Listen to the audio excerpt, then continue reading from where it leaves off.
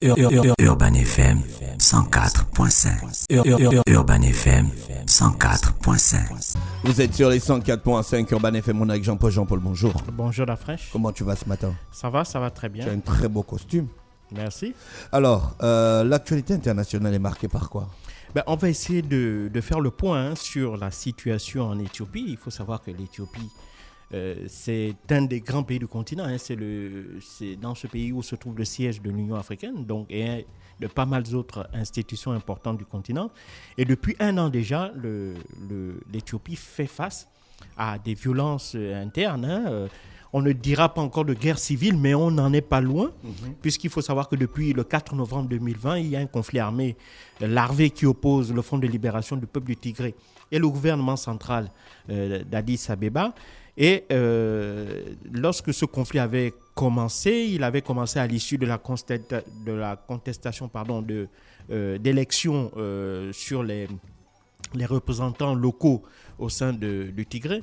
Et donc le Front de libération du peuple du Tigré, qui avait en fait remporté ces élections, avait vu ces résultats invalidés par le gouvernement central d'Addis Abeba, parce qu'il reprochait évidemment aux membres du Front de libération du peuple du Tigré de vouloir faire sécession du gouvernement central à Addis Abeba. En réalité, il s'agissait plus d'une volonté de la part des Tigréens de demander un peu plus d'autonomisation, parce qu'ils estimaient que depuis l'arrivée d'Abiy Ahmed à la tête du pays, à la tête du gouvernement, ils se sentaient plus ou moins délaissés, plus ou moins stigmatisés par le gouvernement éthiopien. Donc, ils avaient demandé d'avoir beaucoup plus de moyens, beaucoup plus de liberté, d'autonomie, afin de pouvoir un peu plus avoir la maîtrise évidemment de leur propre développement.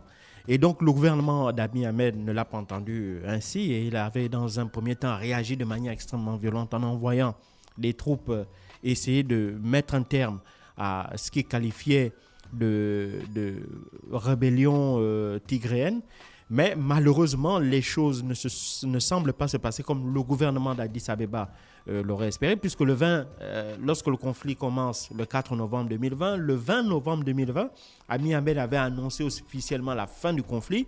Mais on se rend compte que depuis le mois de juin dernier, le Front de libération des forces du Tigré, ils ont déjà repoussé les forces gouvernementales, ils ont récupéré la quasi-totalité de la province du Tigré, et même ils sont allés jusqu'à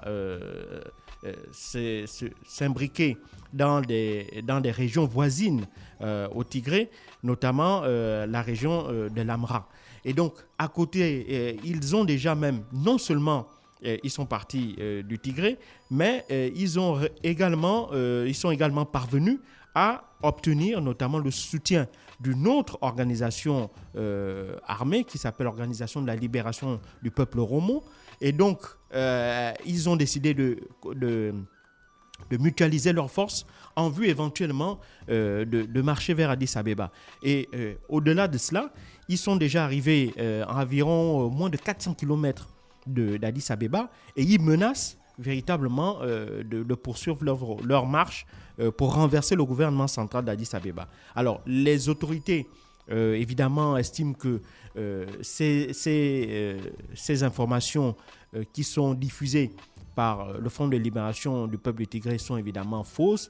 Ils estiment que c'est de la propagande qui est soutenue par l'extérieur du pays, et qu'eux, ils ont la capacité de répondre et de récupérer évidemment ces territoires-là, même si, dans le même temps, les rebelles tigréens, évidemment, ont fait circuler un certain nombre d'images où on voyait par exemple les soldats éthiopiens faits prisonniers au Tigré, et ces derniers sont emprisonnés dans le centre d'incarcération de Mekene, qui est la capitale même du Tigré.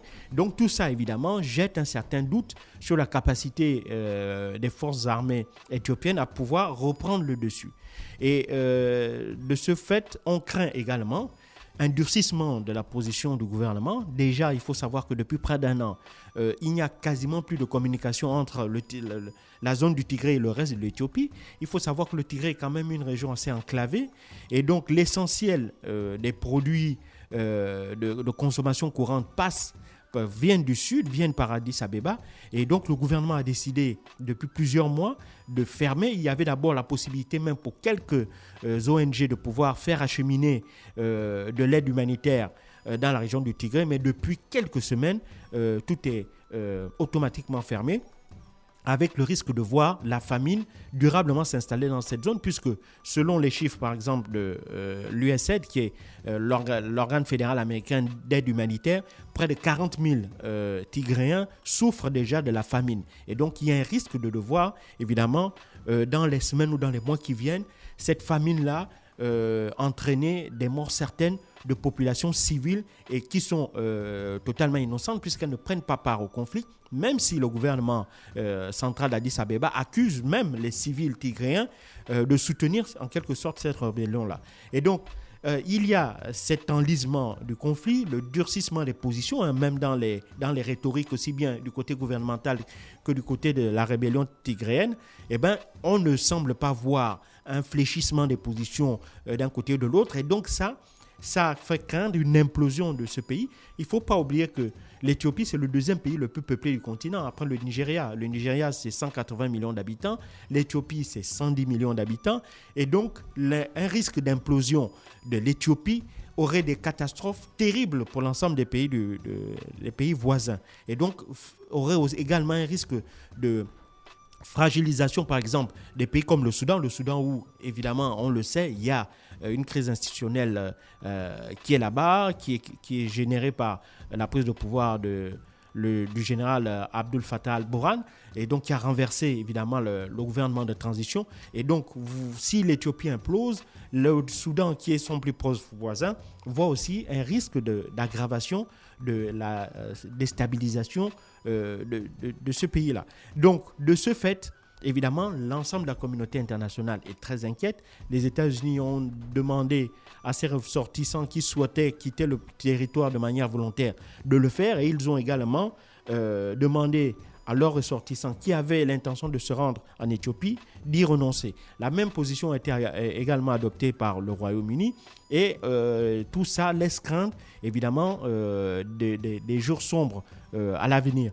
Maintenant, on espère que, même si cet espoir est extrêmement mince, on espère néanmoins que le Premier ministre Abiy Ahmed, qui est quand même prix Nobel de la paix 2019, pourrait essayer d'abord de voir dans quelle mesure il faudrait discuter avec les rebelles, même si pour le moment rien ne semble montrer qu'il y ait une telle volonté de la part des deux parties. Mais les États-Unis en tête sont en train d'essayer de mettre la pression au gouvernement éthiopien pour rapidement entamer des négociations, entamer des discussions.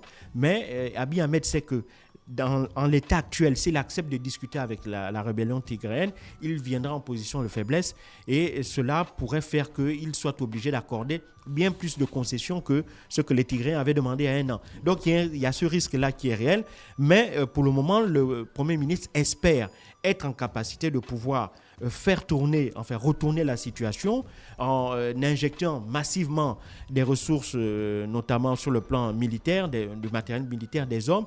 Mais on sait que cette tactique-là n'a pas marché, parce qu'on se rappelle que depuis l'année dernière, c'est déjà des centaines de soldats qui ont été appelés au Tigré, avec les résultats que l'on connaît. Le gouvernement éthiopien a même fait appel aux réservistes, leur a demandé de revenir porter l'uniforme pour éventuellement défendre la capitale. Des manifestations pro-gouvernementales avaient été organisées le week-end dernier pour montrer la détermination de certains, la détermination des sympathisants et du soutien du gouvernement d'Abiy Ahmed à essayer de montrer leur détermination à vouloir organiser la protection et la défense de la capitale Addis Abeba.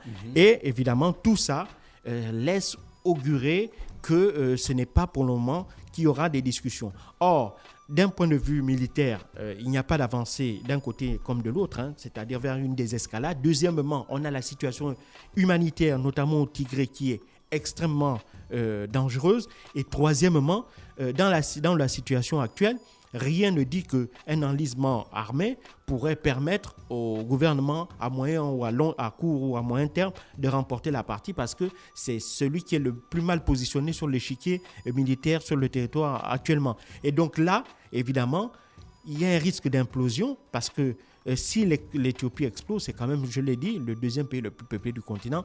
L'effet sera cataclysmique sur toute la région de la Corne de l'Afrique. Et ça, c'est quelque chose à laquelle le continent africain pourrait avoir d'énormes conséquences à payer.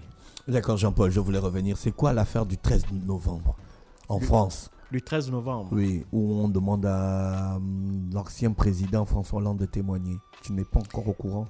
Non, l'affaire du 13 novembre, c'est peut-être l'affaire relative aux attentats. Attentats, oui. Voilà.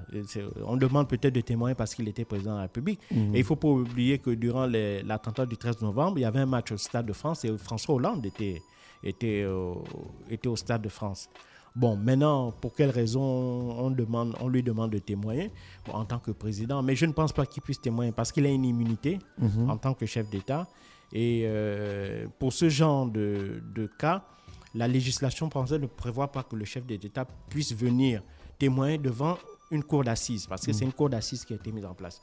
Le président, s'il est jugé ou s'il doit témoigner dans une affaire dans laquelle qui s'est produite au moment où il était en fonction, eh ben, c'est une autre cour qui devrait normalement l'entendre. Donc, tout au plus, c'est la cour qui devra aller vers lui, c'est-à-dire le juge, aller l'auditionner, l'écouter, et évidemment, ses réponses exploitées dans le cadre de la recherche de la vérité. Question d'un auditeur, quel est l'intérêt des États-Unis en Éthiopie? Mais les États-Unis sont le premier partenaire de l'Éthiopie.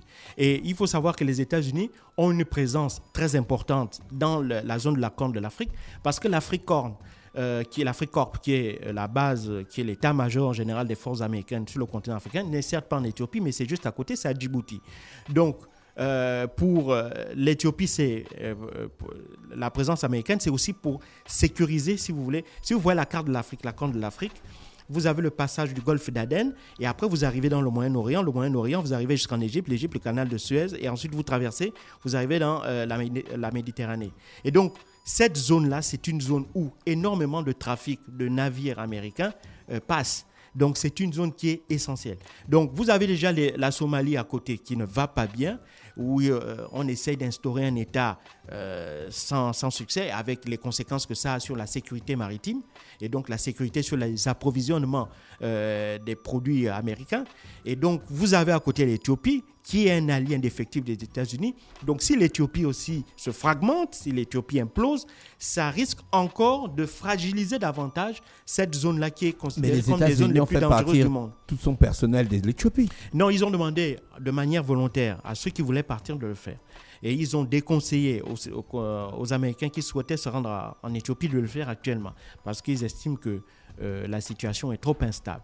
Donc, pour les États-Unis, la présence, elle est vitale. Elle est d'abord économique, dans le sens où il faut défendre, il faut protéger les approvisionnements américains qui passent évidemment par cette zone-là. Merci Jean-Paul avec nous ce matin sur les 104.5 pour l'actualité internationale. Vous êtes dans le Da Fresh Morning. Restez connectés, on se retrouve juste derrière. Urban FM 104.5.